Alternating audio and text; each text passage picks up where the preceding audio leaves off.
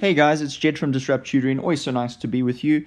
Today we're going to do a little bit of decimal fraction work and we're going to include some division to that.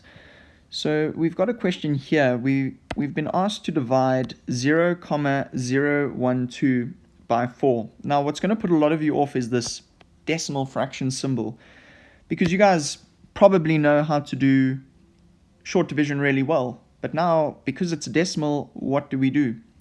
So what we're going to do is exactly what we always do. We're going to build our little hut, and in the hut we're going to put 0,012.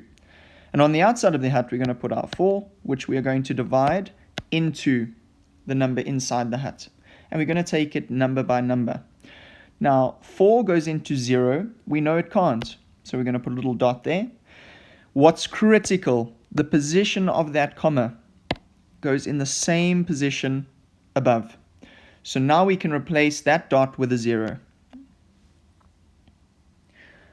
Then 4 goes into 0. Again, it can't go, so we put a 0.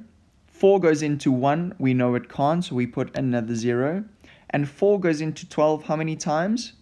Goes in there 3 times. No remainder, and that's the end of the question.